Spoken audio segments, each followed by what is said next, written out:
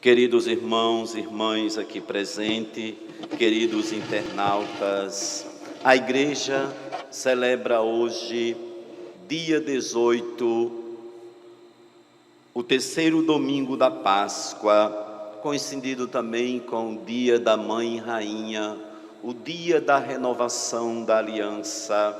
E aí então nós vamos ver que o texto vai cada vez mais tornando claro para a comunidade, para cada um de nós, a certeza da ressurreição de nosso Senhor.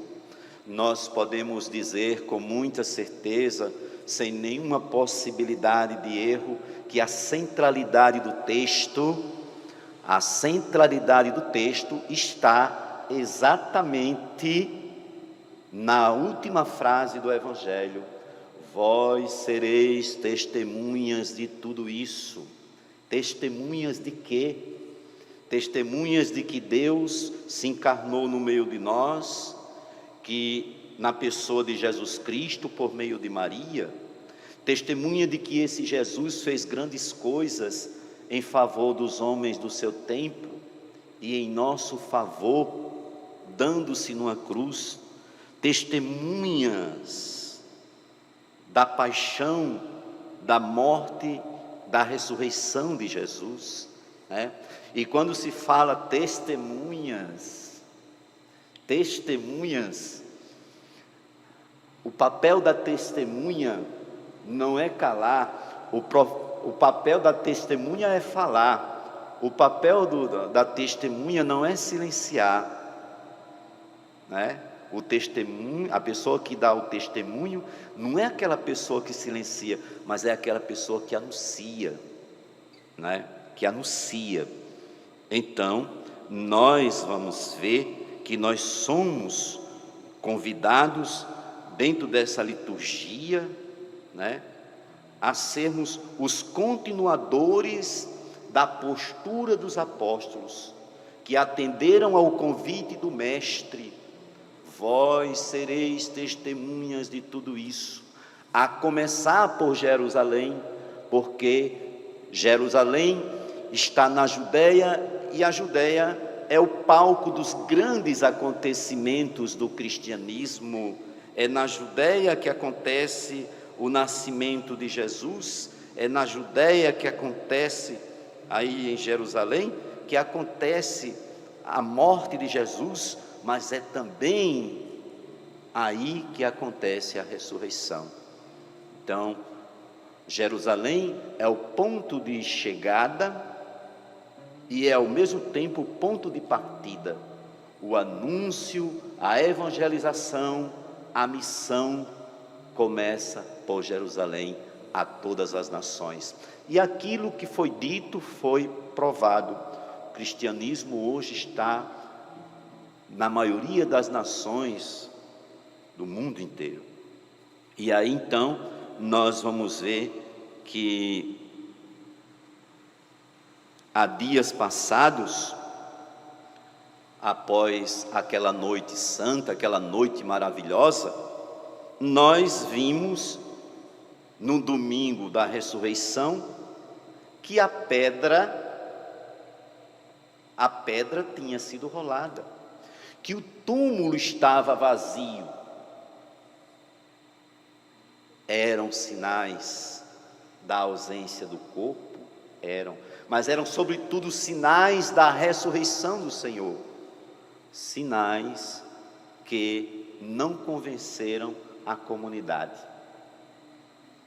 Ainda existiam pessoas em dúvida, ainda havia dificuldade de crer, de acreditar, de confiar que aquilo que estava acontecendo era verdade. Então, nós vamos ver aí que agora acrescenta-se a pedra rolada, acrescenta-se ao túmulo vazio a experiência do encontro com Jesus ressuscitado. Agora desde domingo passado, vai se clareando para os apóstolos a verdade, a certeza de que Jesus ressuscitou. Hoje, Lucas nos narra no Evangelho Jesus com os discípulos. Jesus com os discípulos, onde os 2 discípulos de Emaús partilham a experiência que tiveram no caminho de Emaús. Tudo o que aconteceu no caminho de Emaús. No caminho da nossa vida, quantas coisas acontecem, né? No caminho da nossa vida, nós lidamos com vidas que nascem e nós lidamos com vidas que se vão. Nós lidamos com pessoas alegres, com pessoas tristes, com pessoas com dificuldades, com pessoas curadas, com pessoas enfermas. No caminho da nossa vida, muita coisa acontece. Muita coisa acontece. Mas Jesus, que foi solidário àqueles discípulos de Emaús, que já caminhavam como que frustrados, como decepcionados, como se tudo tivesse perdido sentido, como se não houvesse mais esperança, como se não houvesse mais jeito, carregavam apenas a lembrança do triste acontecimento da cruz. Discípulos sofridos, angustiados, tristes.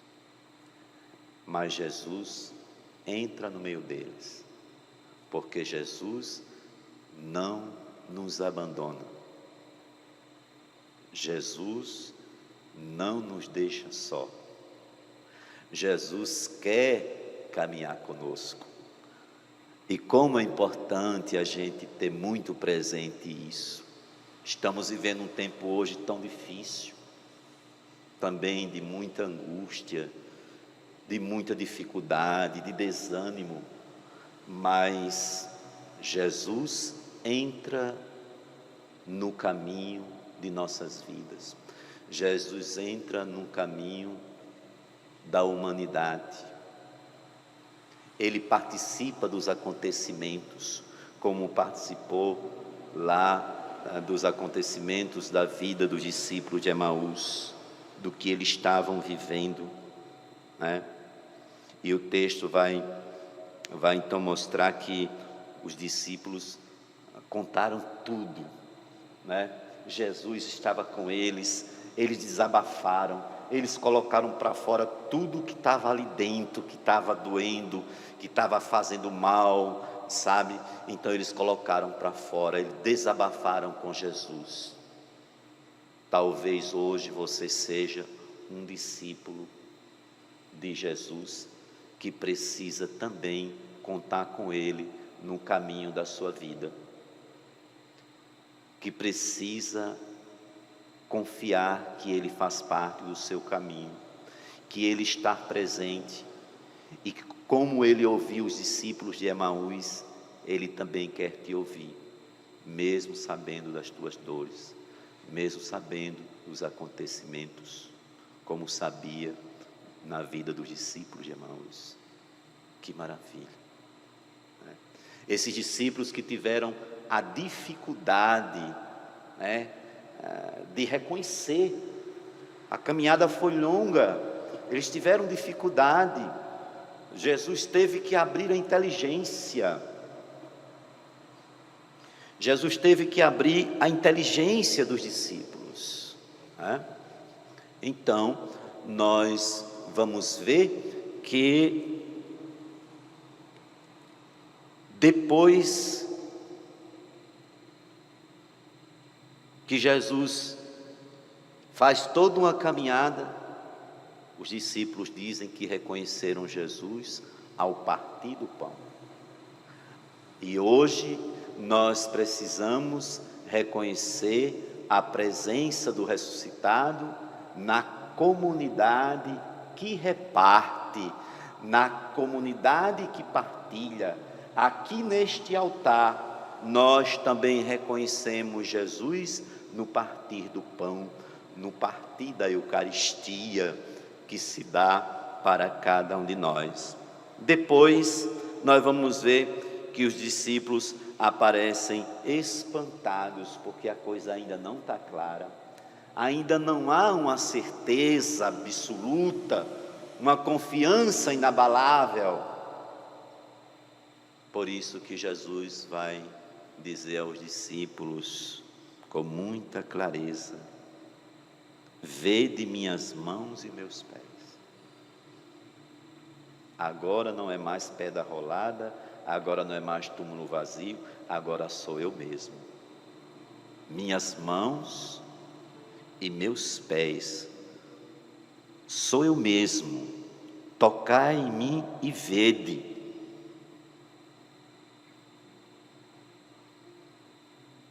Depois, Jesus também come com eles. E esse comer com eles lembra aqueles momentos que eles tiveram de ceia, né, de refeição junto. Então traz presente a lembrança de tantas ceias que Jesus realizou com seus discípulos, né? E aí nós vamos ver que Jesus abre a mente dos discípulos e diz que era preciso que acontecesse o que está escrito: o Cristo sofrerá e ressuscitará dos mortos ao terceiro dia. Depois o texto vai dizer: vós sereis testemunhas de tudo isso. Então os apóstolos agarraram isso com tanta força,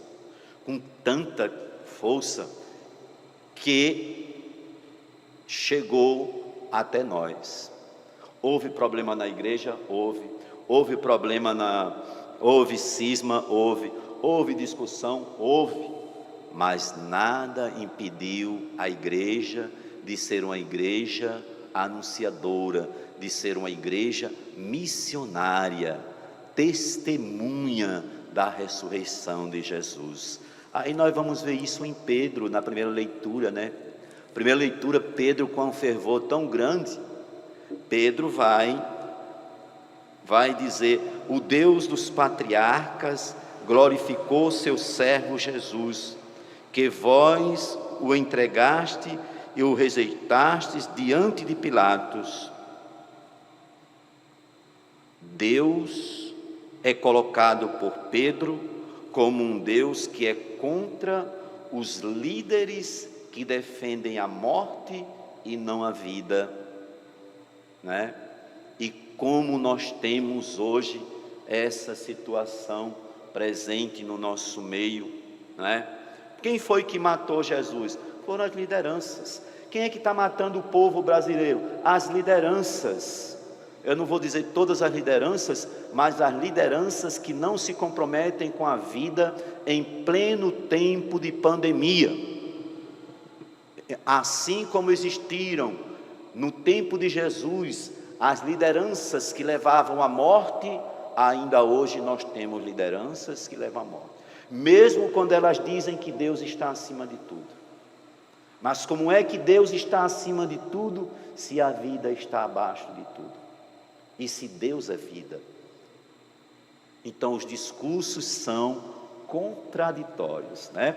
Os discursos são contraditórios, são falaciosos, só para enganar o povo brasileiro, ganhar voto e continuar aí usando do poder à torta e à direita.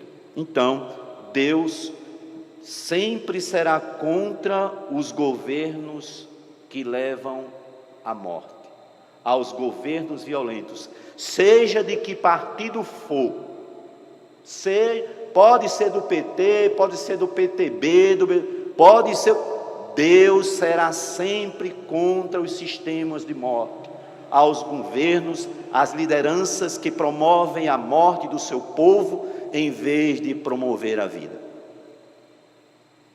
E aí então, Pedro coloca isso, mas Pedro não coloca num tom de vingança. Muito importante a forma como Pedro fala. Ele não fala querendo vingança, ele não fala com rancor, ele não fala com ódio. Nós sabemos que vocês agiram por ignorância, mas se convertam para que vocês obtenham o perdão dos pecados, né? Então Pedro aproveita para propor a essas pessoas um caminho de conversão, um caminho de mudança de vida. E para terminar, nós vamos ler a carta de São João, onde São João, né, que conviveu com Jesus, diz: meus filhinhos, escrevo para que não pequeis, mas se pecar, nós temos junto de nós um defensor. Eu pequei, eu errei, eu cometi besteira, mas eu tenho um defensor junto de Deus. Eu não tenho por que me esconder, eu não tenho por que fugir, eu não tenho por que deixar de ir à igreja, de celebrar a minha fé. Eu tenho mesmo é que confiar que junto de Deus eu tenho o ressuscitado, eu tenho o defensor, que é Jesus Cristo. Talvez você esteja dizendo: o Padre Renato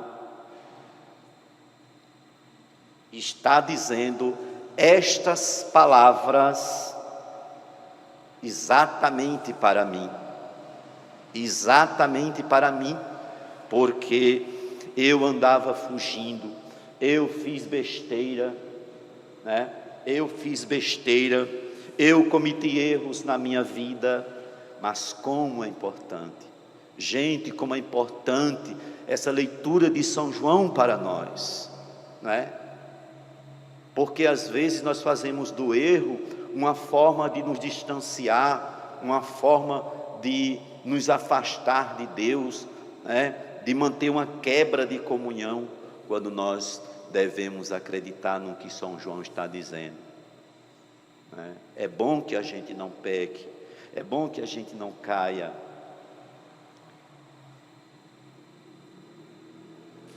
É bom que a gente não caia. Mas se a gente cair, a gente tem junto de Deus um defensor, de modo que a gente confie nisso.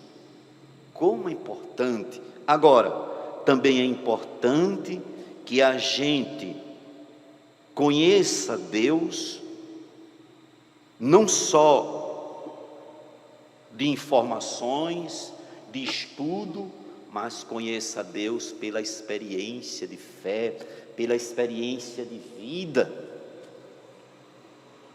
E a gente, fazendo essa experiência de Deus, a gente põe em prática os seus mandamentos, né? A gente viva aquilo que Ele falou. É muito fácil dizer que conhece Deus, agora a questão é saber se você obedece ao que Ele mandou, se você faz o que Ele pede, se você cumpre os mandamentos. Assim, meus irmãos, minhas irmãs, eu quero pedir a Deus neste momento que nos ajude, faça resplandecer sobre nós a sua face na face do ressuscitado, e que a face do ressuscitado brilhe sobre nós, ilumine a vida de tantas pessoas desanimadas, de tantas pessoas abatidas, de tantas pessoas sem coragem de tocar o barco para frente, sem coragem de dar continuidade à vida, por isso, por aquilo. Fazei brilhar o esplendor de vossa face sobre cada filho teu, e dai-nos o Espírito do Cristo ressuscitado, para que possamos testemunhá-los com o anúncio do Evangelho e com o testemunho de vida, que nós possamos testemunhar o Cristo aonde quer que estejamos. E para testemunhar Cristo, a gente precisa ter esperança. Como é que a gente vai testemunhar Cristo sem esperança? Como é que a gente vai testemunhar Cristo de cabeça baixa, como derrotado, como se ele estivesse ainda no túmulo, como se ele estivesse ainda na cruz? A cruz foi o degrau para o céu. Nós estamos alegres, mas nós não estamos alegres porque tem pessoas morrendo. Não, não. Deus o livre. Nós não estamos alegres porque tem famílias tristes. Não, não, de maneira alguma. Não, jamais. Nós estamos alegres porque nós sabemos que Deus nunca permitirá que o mal nos vença. Assim como Ele não permitiu que a morte saísse vencedora, concedendo vitória ao seu Filho. Creio profundamente que o Deus de Jesus Cristo já está agindo na vida dos homens, embora muitas vezes os próprios homens que deviam ser mediadores de sua ação se negam a ser instrumentos da vida, sendo instrumentos de morte. Louvado seja nosso Senhor Jesus Cristo.